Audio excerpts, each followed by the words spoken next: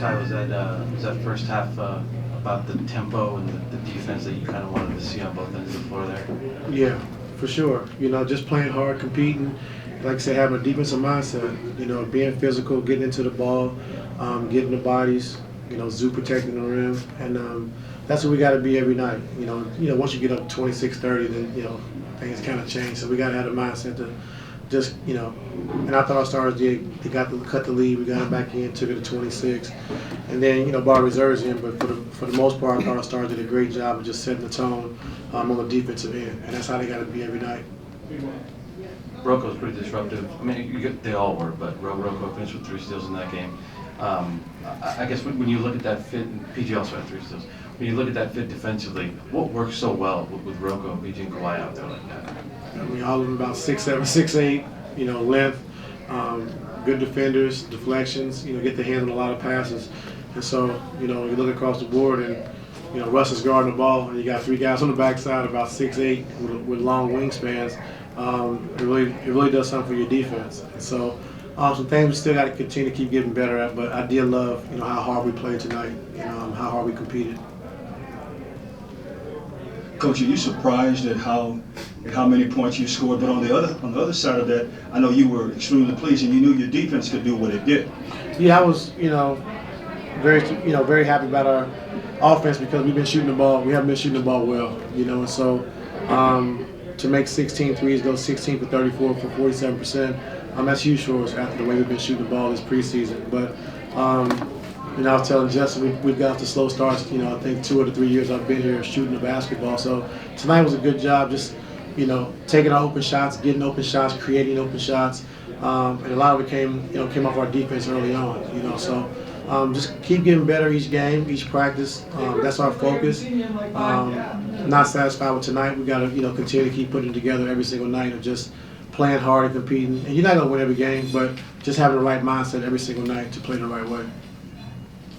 Coach, what's your thoughts on the play of your lead guards, Russ and Bones Hyland, the way that they were able to lead the team tonight? Yeah, I thought Russ, starting the game was tremendous. I thought guarding the basketball, but having 13 assists and only 3 turnovers. He's just really led the charge as far as getting us easy shots, easy baskets, posting up, pushing in transition.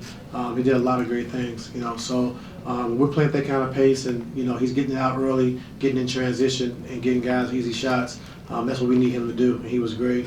And then Bones coming in, like I said, as reserve and scoring the basketball, also keeping that pace up, but being more of a scorer, off the bench with him and Norm is pretty good for us. So Russ has said that he generally views his role as making Kawhi and PG's lives as easy as possible. Are there things that he did tonight, or even preseason practices or games, that fit that description? Things that you're seeing from him that you didn't get from the point guard position at times last year that made you guys want him so much? Yeah, I mean, I'm not going to speak about last year's point guard because we all asked different players to do different things, and so all players are different. And we got good point guard play out of guys that were here before, but like Russ, like I said, just brings us a different element because now he can create mismatches and post up, and now teams are double teaming. He makes it easy for Zoo to get shots and dunks around the rim.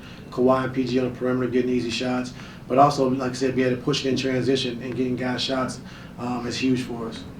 Remember your first year, you really challenged Kawhi and PG to do things differently offensively, to be better playmakers. And as part of your goal to be a top 5 defense, have you asked those two to do anything a little bit above and beyond defensively this season? Yeah, I think every night taking the challenge. I think they have to set the tone early.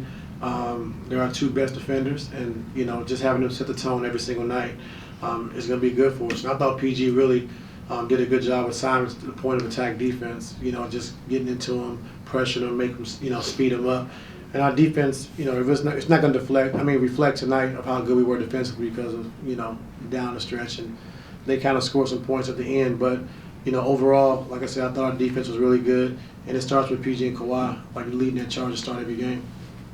So we've been talking about this team's point guard situation. When you got someone like Scoot, it's his first game and everything. Like, what did you do to take him so far out of any comfort zone he was in? Like, he didn't have any points, any assists at halftime.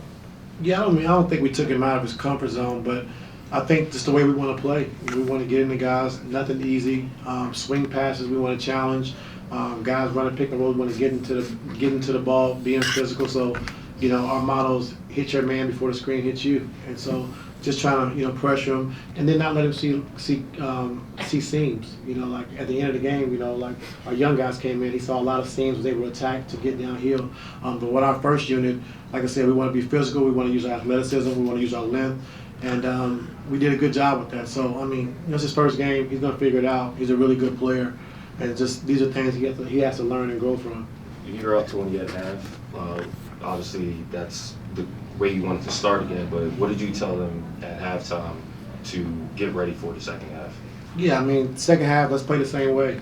It's a competition, it's not a show. We don't want to get up and start doing crazy things. So we called an early timeout, in the third quarter, and just kind of, got us back to where we needed to be, got us centered again. And, they did a good job, just, like I said, increasing their lead, getting it back up to 30. Getting it to 30. So, just having a mindset, man. Every time we step on the floor, we want to play hard, compete, but we also want to play the right way. And so I thought our guys did that tonight, and we just got to continue to keep doing it. Two more.